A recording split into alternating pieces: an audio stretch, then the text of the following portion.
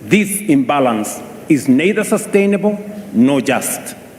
It is one of the principal constraints on Africa's ability to finance infrastructure, industrialization, climate adaptation, and economic transformation at the scale that is required. That is why Africa has supported the establishment of the African Credit Rating Agency, an important step towards ensuring fairer, evidence-based, and context-sensitive assessment of African economies and investment opportunities. Its purpose is not to replace existing global institutions, but to correct long-standing distortions in risk perception that continue to increase the cost of capital for African countries and continue to discourage long-term investment into productive sectors. At the same time, we must recognize that the World Bank and the International Monetary Fund alone cannot finance Africa's development ambition. We have to be realistic. Even as reform efforts continue, the scale of Africa's transformation requires us to rethink the sources, structures, and instruments of development finance itself. Africa must increasingly finance Africa. Let me repeat that. Africa must increasingly finance Africa. What do I mean? Across our continent, enormous pools of domestic capital remain underutilized. Africa today holds more than $4 trillion in long-term domestic savings, including over $1 trillion in pensions and insurance assets, and more than $500 billion in central bank reserves. I am not talking about Europe, I'm talking about Africa. Yet, paradoxically, while this capital exists within African economies, governments across our continent continue to struggle to finance critical infrastructure, transport corridors, energy systems, industrial parks, logistics networks, and even affordable housing. There is capital in Africa, but Africa's development projects remain starved of financing. The issue, therefore, is not liquidity. It is risk architecture. That is why Africa is laying the foundation of a stronger, more resilient, and more self-sustaining financial architecture. Kenya, therefore, reaffirms its very strong support for the Alliance of African Multilateral Financial Institutions as a strategic platform for coordinating capital mobilization, risk sharing, and project execution across our continent. You remember, colleagues, that we did endorse at the last AU summit the Alliance of African Multilateral Institutions, starting with the World Bank and all the other institutions. Through institutions such as the Africa Development Bank, Africa Export-Import Bank or Afri-Exim Bank, Africa Finance Corporation, the Trade and Development Bank, Shelter Afrique Development Bank, Africa 50, and Africa Trade and Investment Development Insurance, Africa is steadily strengthening its capacity to finance infrastructure, industrialization, trade, housing, climate resilience, and economic transformation. These institutions are more than financial intermediaries. They are instruments of African agency, strategic sovereignty, and collective self-determination. Friends, we must believe in ourselves. That is why we strongly support the recapitalization of African trade and investment development insurance as a critical pillar of the new Africa financial architecture for development. And I must thank the President of the Africa Development Bank, who is right here with us, for spearheading this effort together with all the other multilateral institutions. This is because Africa does not need more fragmented institutions. Africa needs coordinated financial firepower, capable of financing infrastructure, industrialization, trade corridors, and energy transformation in our continent on our terms. It is in this spirit that the proposed new Africa financial architecture and development framework, NAFAD, as we are calling it, seeks to align African multilateral institutions, sovereign investment platforms, pension systems, development banks, and private capital behind a coordinated continental investment strategy. Its objective is simple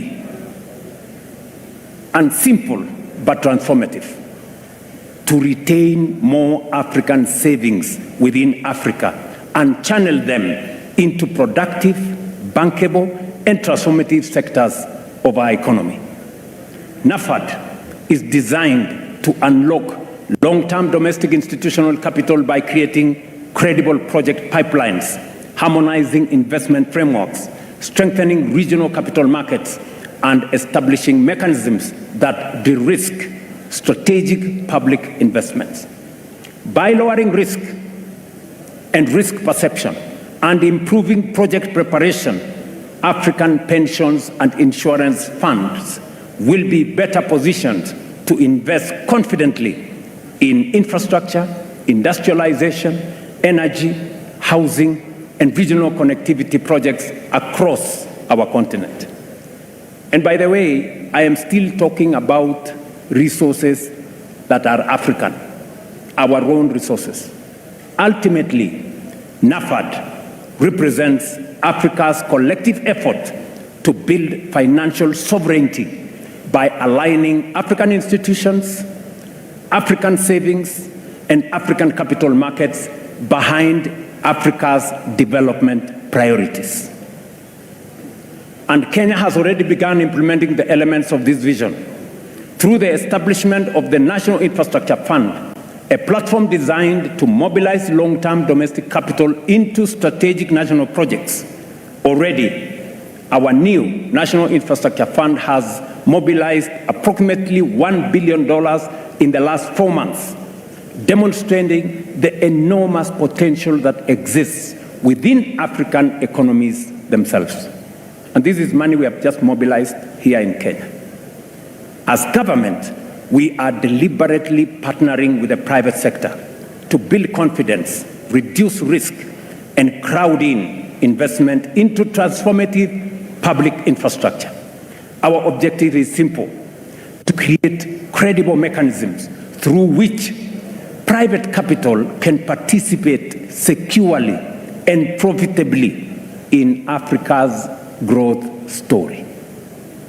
Kenya's experience demonstrates what domestic resource mobilization can achieve.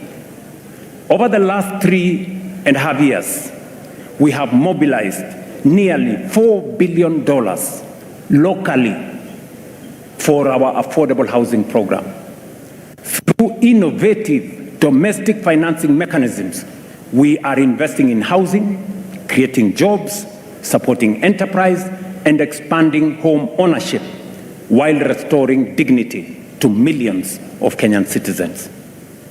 This experience demonstrates a fundamental truth: Africa can generate substantial development resources internally when institutions are strong, policies are credible and predictable, markets are trusted, and citizens themselves become active participants in nation building.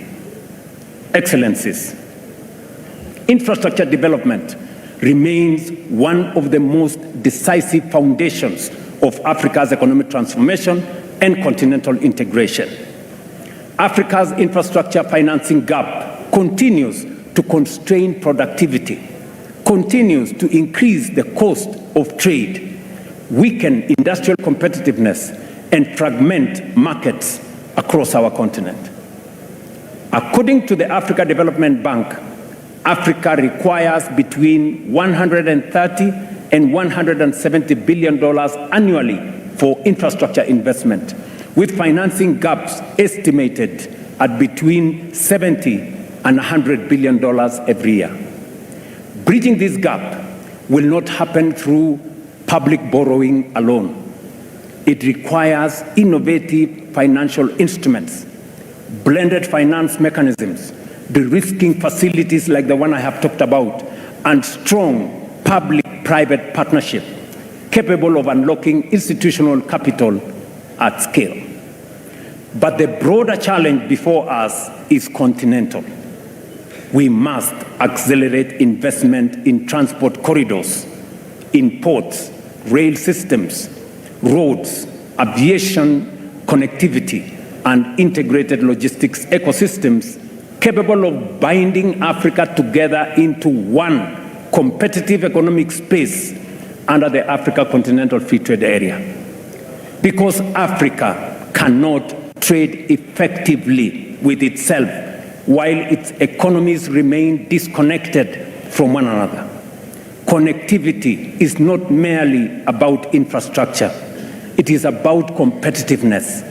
It is about regional value chains. It is about food security, and it's about industrialization. And ultimately, it is about shared prosperity. Equally critical is the question of energy. That is why we must fundamentally restructure and strengthen Africa's financial architecture to mobilize the scale of capital required to finance this transformation on African terms. Excellencies, Africa possesses some of the greatest renewable energy potential anywhere in the world, from geothermal resources in the Rift Valley and on to immense opportunities in solar, wind, hydroelectric power, and green hydrogen across our continent. Africa, therefore, has a historic opportunity, not merely to participate in the global energy transition, but to help lead it. But for Africa, the energy transition must also be a development and an industrialization transition. We must accept a future, and we cannot, let me repeat that, we cannot accept a future in which Africa simply exports raw green minerals, while industrial value addition, advanced manufacturing, and technological innovation take place elsewhere. That model belongs to the past. Africa must become a competitively industrial hub powered by clean energy, modern infrastructure, innovation, and strategic investment partnerships. Green industrialization presents our continent with an opportunity not only to contribute meaningfully to global climate solutions, but also to create jobs, expand manufacturing capacity, strengthen exports, deepen regional value chains, and accelerate structural economic transformation. Excellencies, ladies and gentlemen, perhaps Africa's greatest strategic asset is its people. This demographic and the demographic reality that it presents will profoundly shape the future of labor markets, the future of technology, urbanization, consumption, innovation, and of course, economic growth. Our youth population is not a burden to be managed. It is an extraordinary strategic advantage to be invested in. But demographic potential does not automatically become demographic power. It must be deliberately cultivated by education, skills development, research, digital inclusion, entrepreneurship, and technological innovation. We must equip Africa's young people, not merely to seek jobs, but to create enterprise, build technologies, drive industrial transformation, and lead the next frontier of artificial intelligence and digital innovation. And across our continent, this transformation is already underway. From Nairobi to Lagos, from Kigali to Cape Town, young Africans are redefining finance through fintech, transforming agriculture through technology, expanding digital commerce, building globally competitive startups, and creating solutions capable of shaping industries far beyond our borders. What they require is access. Access to quality education, access to digital infrastructure, access to affordable capital, access to markets, and of course, they will create the opportunities necessary.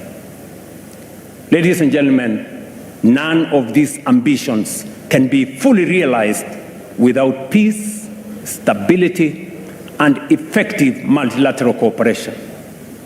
Peace, security, and development remain inseparable foundations of sustainable progress. Yet across parts of Africa and beyond, protracted conflicts, violent extremism, unconstitutional changes of government, terrorism, organized crime, and climate-related insecurity continue to undermine stability, weaken institutions, and constrain economic advancement. Current estimates indicate that Africa accounts for nearly 40% of active armed conflict globally and close to half of all internal displacements worldwide. These figures underscore both the scale but also the urgency of the challenges confronting our continent. We must therefore reaffirm our collective support for African-led peace and security mechanisms, including the Africa Union Peace and Security Architecture, predictable financing, institutional capacity, and international cooperation in support of lasting peace. But lasting peace cannot be secured through military response alone. Peace requires confronting the structural drivers of instability: poverty, exclusion, unemployment, inequality, weak institutions, climate vulnerability, and the absence of economic opportunity, particularly for young people. That is why strengthening Africa's strategic autonomy in matters of peace and security remains an imperative. And it is why we reiterate with clarity and conviction the urgent necessity of reforming global peace and security governance, particularly the United Nations Security Council. It is both indispensable and unconscionable that a continent of nearly 1.5 billion people, represented by 54 sovereign states and constituting one of the largest blocs within the United Nations, continues to remain excluded from permanent representation on the Security Council. Such inequality, ladies and gentlemen, such inequality erodes legitimacy, undermines credibility, and diminishes confidence in multilateral systems itself. No global governance architecture can credibly claim to be democratic, to be representative, to be just, or fit for purpose, while a substantial part of humanity remains absent from the table where the world's most consequential decisions are made. The time has come, therefore, for the international community to recognize without ambiguity or without delay that Africa cannot and will not and must not remain subject to decisions taken without its equal voice on the table. The reform of the Security Council is not merely an institutional adjustment. It is a moral obligation. It is a strategic necessity. It is indispensable to restoring trust, legitimacy, and confidence in the international order itself. Kenya, therefore, remains steadfast in its support for the common African position as articulated in the Ezulwini Consensus and the Sita Declaration, which calls for Africa to be accorded permanent representation on the Security Council with all the prerogatives and privileges of permanent membership alongside additional non-permanent seats. Excellencies, ladies and gentlemen, Africa does not need privilege, but fairness. We don't need exclusion, but inclusion. We do not seek confrontation, but partnership anchored on mutual respect, shared responsibility, and of course, shared progress. This summit, therefore, presents us with an opportunity to define a new era of engagement between Africa and its partners, an era based not on dependency, but on dignity, not on extraction, but on value creation, and not on short-term transactions, but on long-term shared prosperity. Because the Africa we envision is an Africa of confidence, invests in its people, mobilizes its own resources, and engages the world as an equal partner in shaping balanced, prosperous, and peaceful global future. Africa is rising, determined to shape its own destiny, and increasingly prepared to shape the future of the world itself. That is the Africa Forward agenda. An agenda grounded not on dependency, but in sovereignty. Not in vulnerability, but in resilience. And not in limitation, but in possibility. That is the Africa whose time has come. Excellencies, ladies and gentlemen, Kenya is deeply honored to co-host this summit here in Nairobi. We look forward to productive deliberations, practical outcomes, and enduring partnerships capable of advancing prosperity, stability, dignity, and shared progress for our people and for future generations. I thank you for your kind attention. Thank you very much.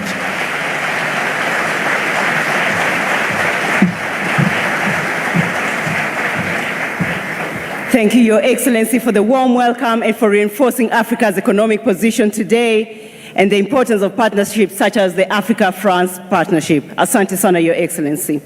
And now it's my profound honor to welcome to the stage our next speaker, who is also our co-convener. He's a global leader who has consistently championed international cooperation and a world of rules-based order, has been at the forefront of advancing dialogue on global economic reform and strategic partnerships between Africa and France. Please welcome to the stage His Excellency, Mr. Emmanuel Macron, President of the Republic of France. Bienvenue, Monsieur le Président.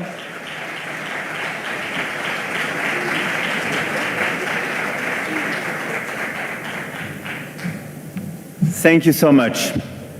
Mr. President, dear William, Your Majesty, Head of State and Governments, Secretary General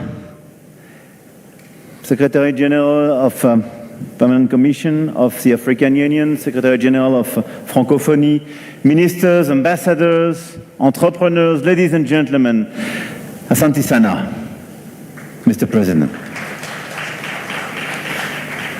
And I will switch in French, if you allow me. Le président a tout dit. Et donc, je vais juste rajouter quelques convictions pour qu'ensuite on puisse passer à nos travaux. C'est un nouveau type de sommet, c'est une nouvelle philosophie, et donc nous allons aller au bout de cette philosophie. D'abord, ce sommet a commencé par des rencontres de la jeunesse, des entreprises, de la culture, du sport. Et d'ailleurs, nous allons juste après... with the captains of industry with whom we'll be able to discuss things. But deep down, the conviction that I wanted to share with you is that the agenda that Africa and France need to have, the one that I stand for, must not look backwards, but just look straight ahead. As President RUTO just said, we need to keep our eyes ahead. And what I have been trying to do for 10 years now is to construct a relationship which looks backwards with lucidity, and we've been working with Cameroon, Rwanda, Algeria, and several other nations, and with which looks with bravery at the present, looking at our necessity of culture, activity, looking at co-development and co-investment, and which is built on respect for the fact that Africa has its own agenda. The relations between Africa and France, as we see it, as the way we want to implement, are built on courage, respect, and a will to have a shared agenda. That's what we've been working on for 10 years. We spoke about it yesterday, so I won't go into it now.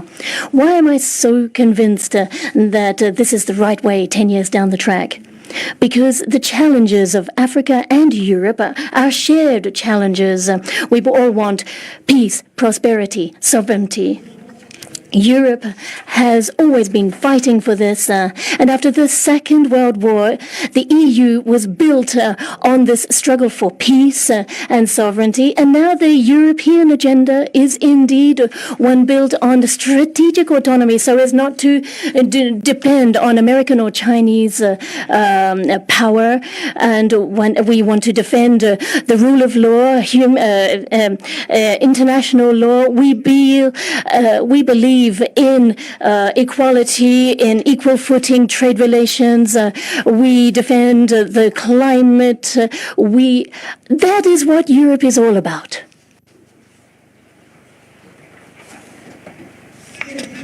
And that is the exact same challenge that Africa has before it. What Africa wants is peace, prosperity, and independence.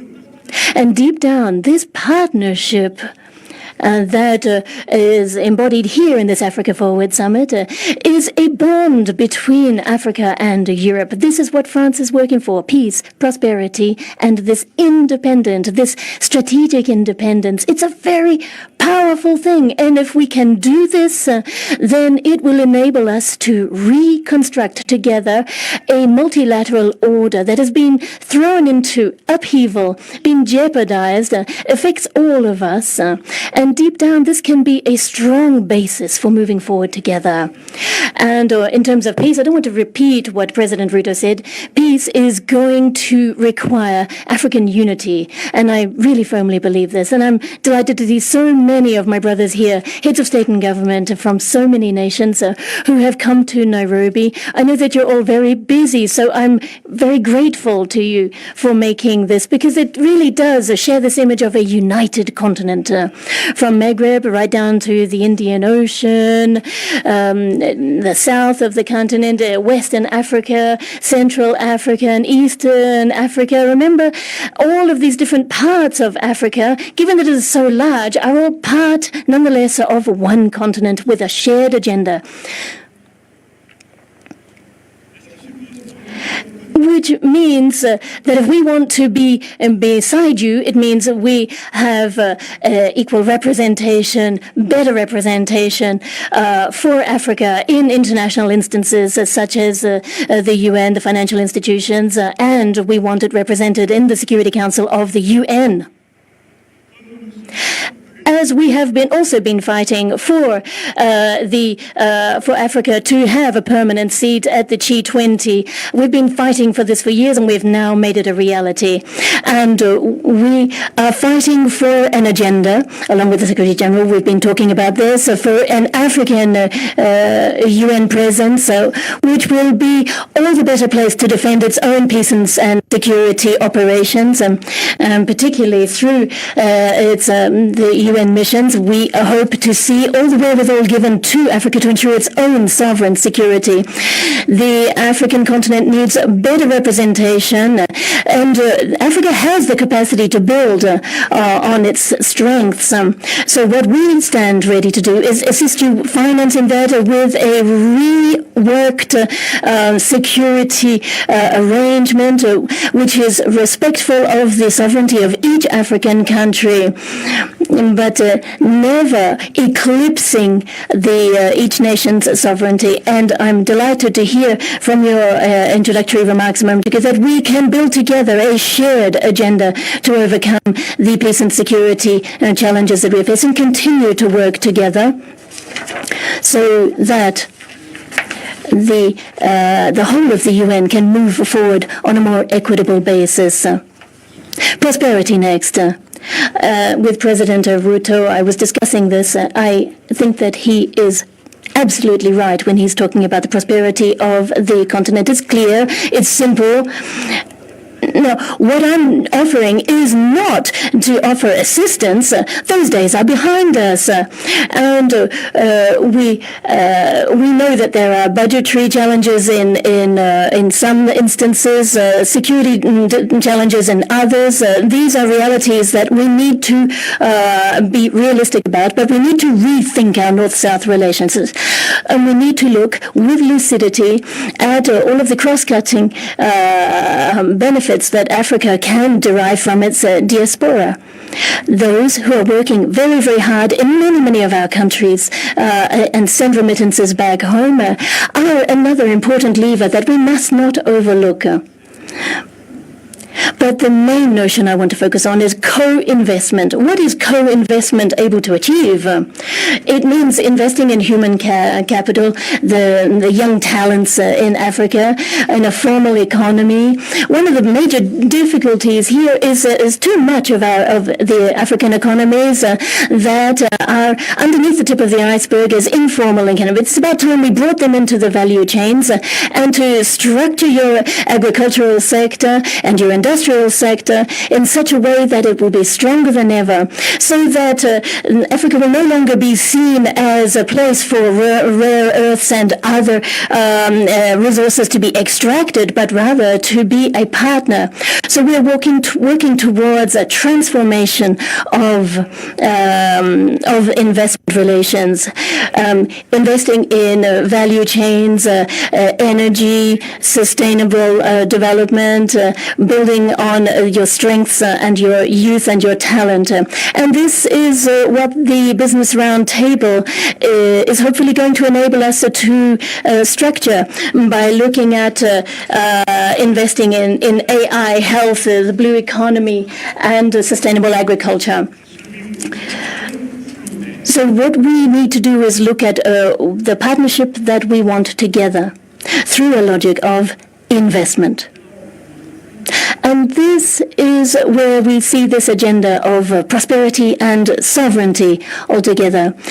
Getting Africa forward on the economic level means greater sovereignty and autonomy. It's important for Europeans as well to have more strategic autonomy in its partnerships. We need to ensure that we do not become dependent on the two major powers who in some ways look like they're going to eclipse everything. And it's not just France and Europe today who are going to mobilize all of the critical minerals or rare earths that we're going to need for the future. It's neither France nor Europe that will be here giving you diktats on the way forward. No.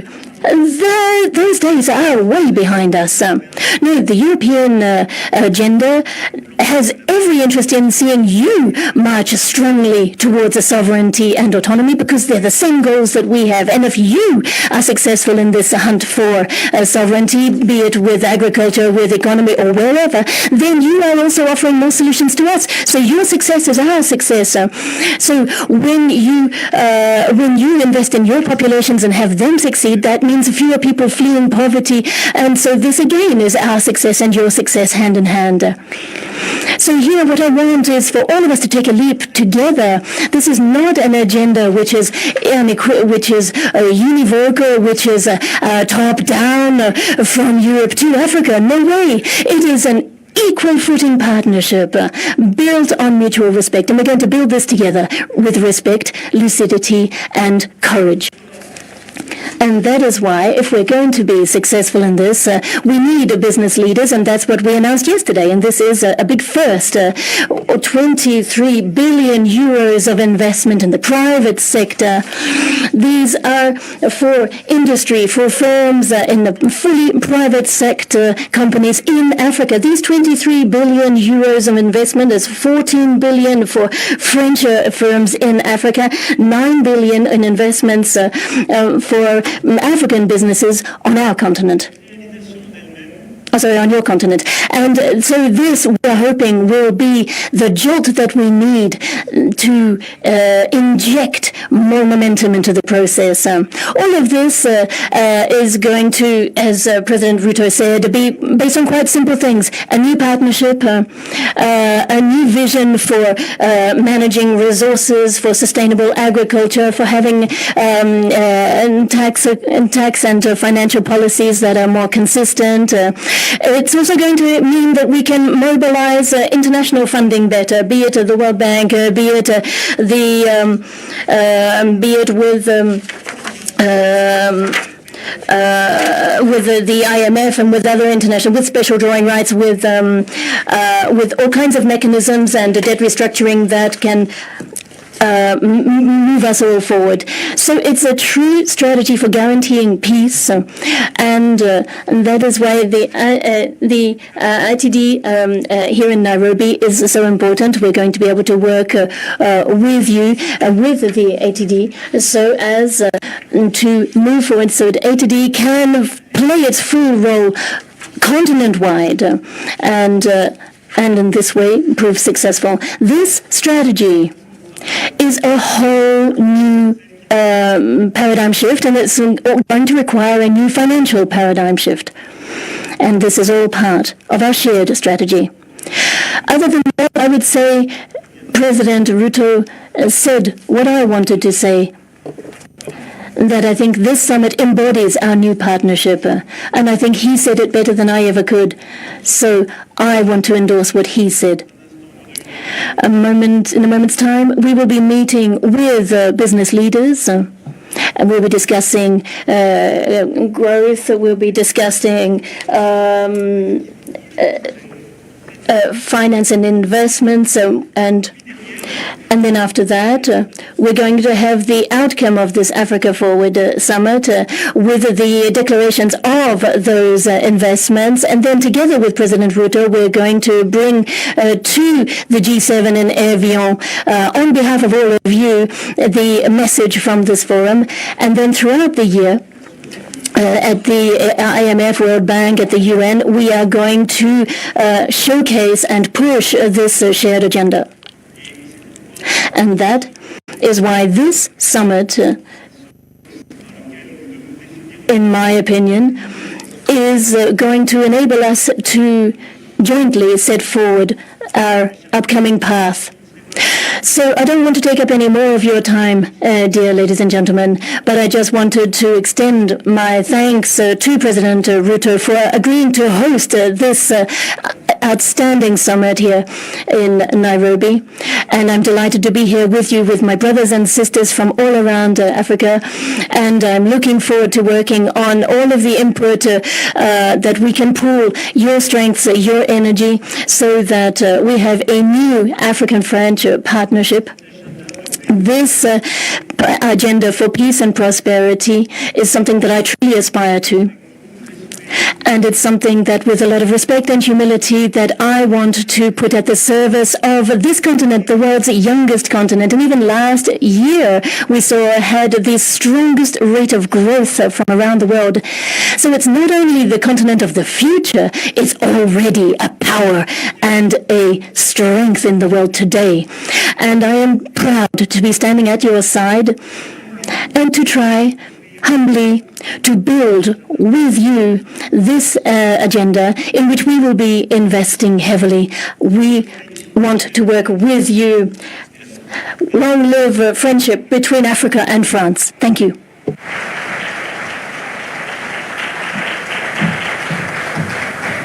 A warm, big round of applause for His Excellency. Thank you, Mr. President, for reinforcing the shared opportunities between Africa and France to continue working together. And now I'd like to please welcome on stage one of the world's foremost champions of multilateralism, peace and security, sustainable development, and global solidarity. Please welcome to the stage His Excellency, Mr. Antonio Guterres, Secretary General of the United Nations. Welcome, Your Excellency.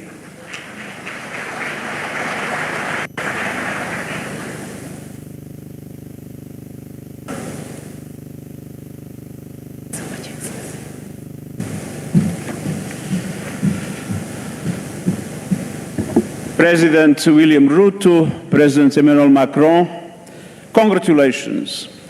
Congratulations for convening this Africa Forward Summit, and congratulations for forging this renewed partnership between France and Africa for African development. Your Majesty, Excellencies, ladies and gentlemen, the name of this summit captures the moment and the mission: Africa Forward. Forward through one of the most turbulent global moments in living memory. Africa is not waiting. Africa is moving, and Africa is leading. African continents are driving one of the defining debates of our time on how to reform a global financial architecture designed in 1945 for a world that no longer exists. Africa played a leading role in the approval of the Pact of the Future by the General Assembly of the United Nations. It is African leadership building new tools like the Borrowers Platform, and so that the countries can speak as one and negotiate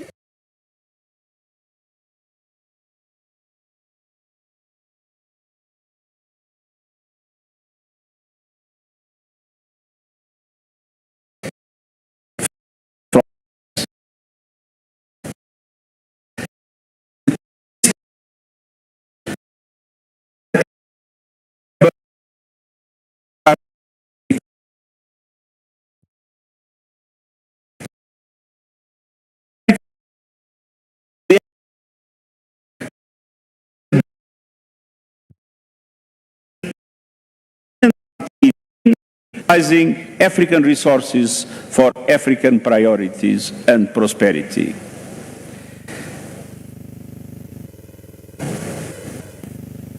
Africa is driving a UN framework convention on international tax cooperation so that countries are no longer cheated out of what is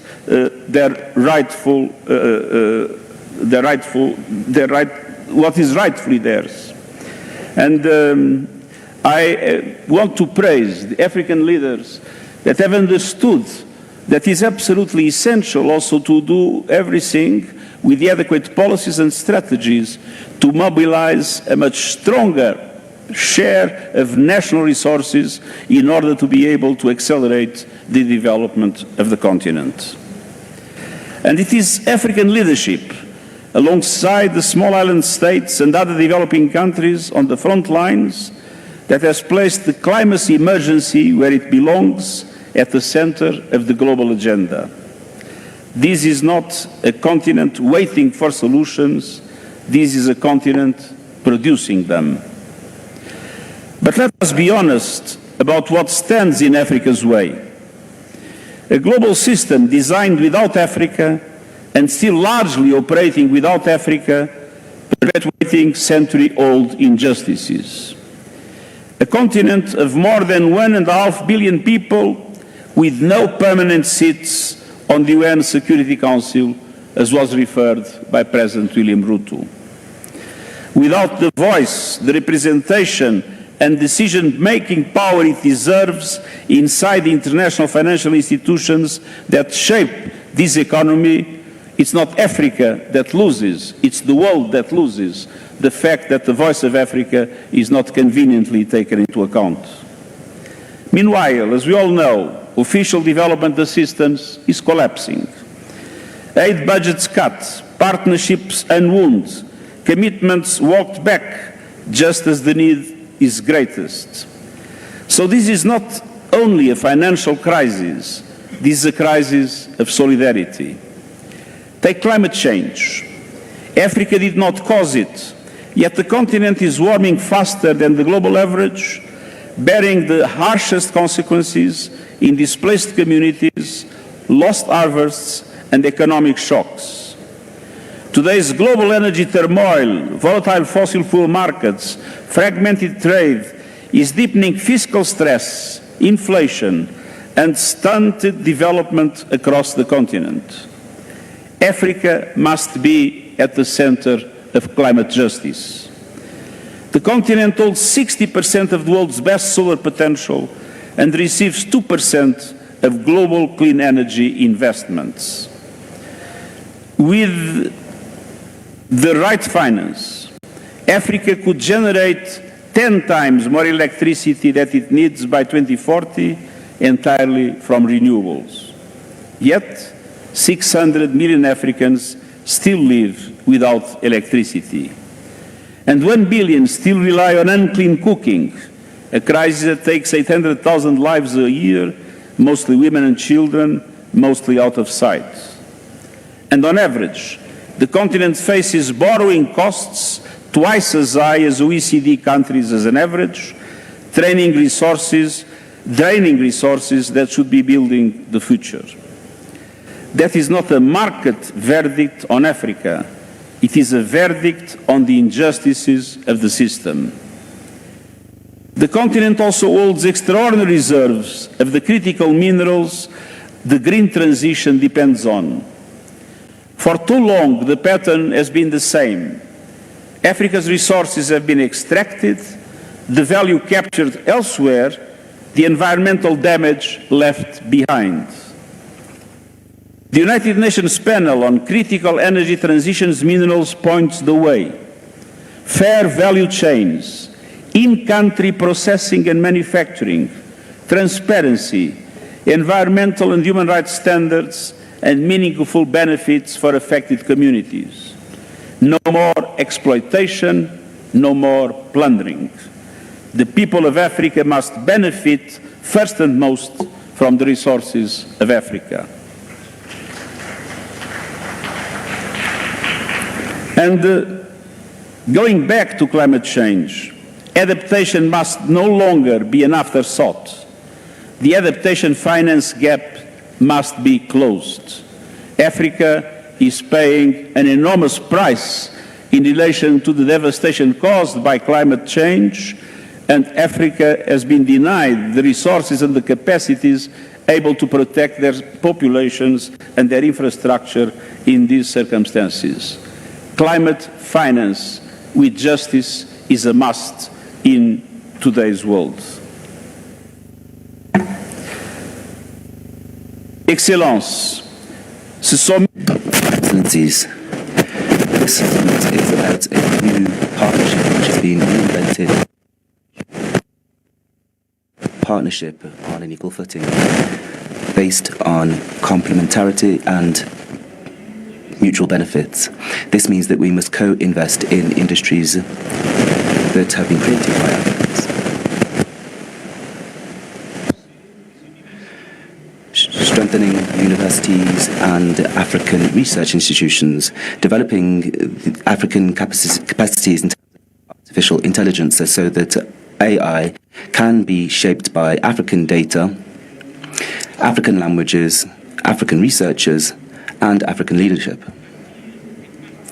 Building partnerships which are built on the roadmaps of Africa, the free trade areas in Africa, the Agenda 2063, and the national development priorities. And this means funding African priorities with fair conditions for all, with capital that is accessible. The biggest transformation of this century is a market but a generation. And by 2050, 1 out of 4 people on the planet will be African. Unis à ce sommet montre déjà jana katika do rosto da nueva alianza. في كل مكان في هذه القارة الذين construisent, s'organisent, cultivating, and they are asking for inclusive democratic governance and responsible institutions. Dear friends, the continent is not just an African challenge. When Africa succeeds, the entire world wins.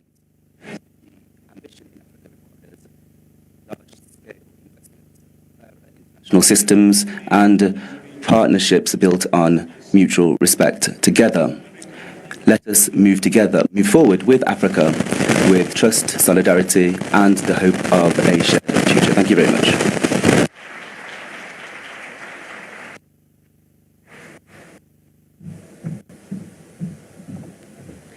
Another big round of applause for His Excellency. Thank you so much.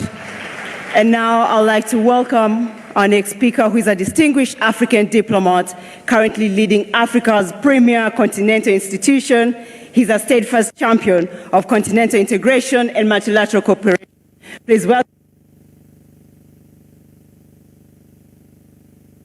the African Union Commission.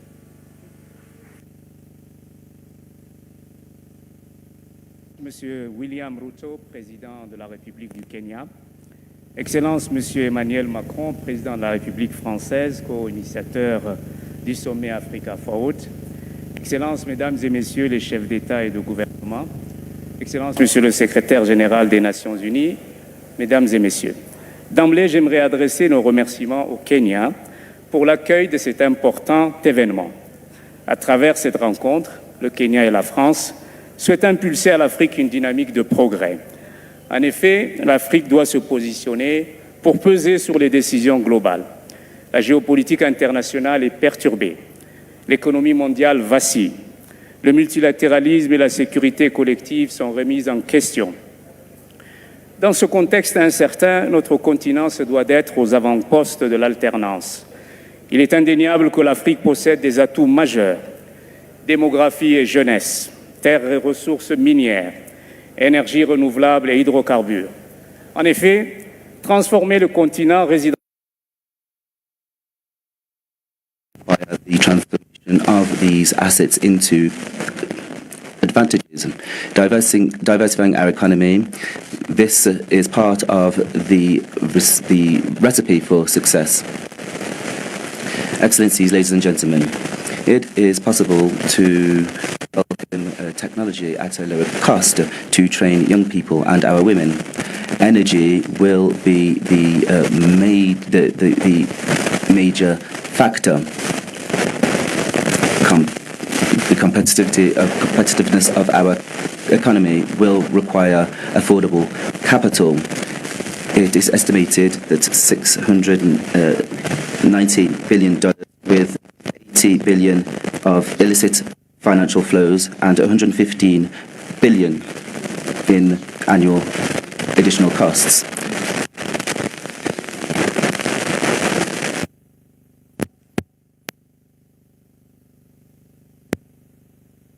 Parfaitement ces défis.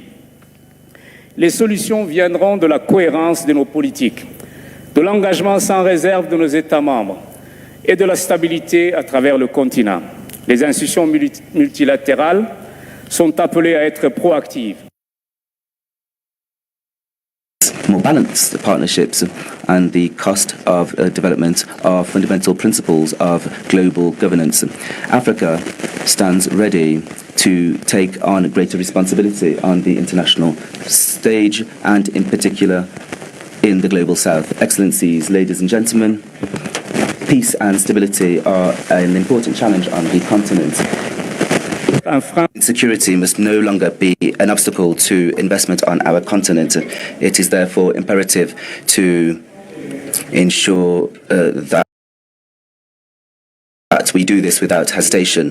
The African Union Commission has made this an absolute priority. It has become irrelevant when I listened to our presidents here, in particular President RUTO. He touched upon all the issues I wanted to raise, but let me conclude my very brief remark by saying this. The future is for the African continent. The African continent will be the powerhouse of global growth. So let us work together, let us put our energies together and move forward. And I thank you.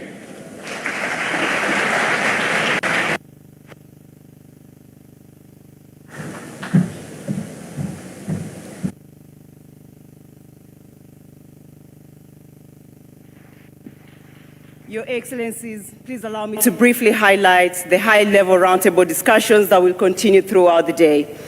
Immediately following the opening session, we'll proceed to the high-level plenary on energy transition and green industrialization in the adjacent room, Savo B. It's just right next.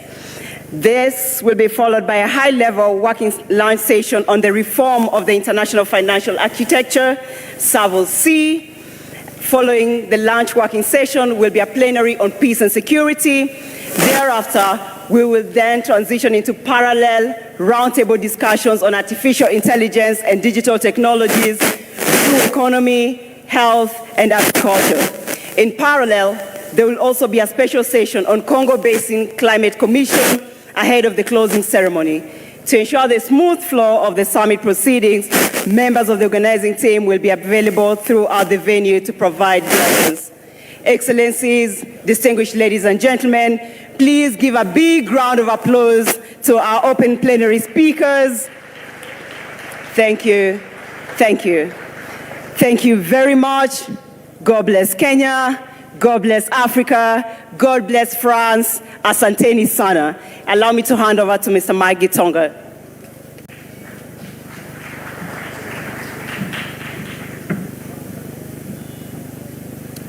Thank you, Vivian. Let's give a clap for Vivian for great moderation. Your Excellencies, that brings us to the end of this session and would like to now invite all the presidents and heads of state to a family photo, which we are going to take right here on stage. So I'll kindly request that all the Excellencies for a family photo before we exit. All presidents and heads of state to kindly just be here on stage for a family photo.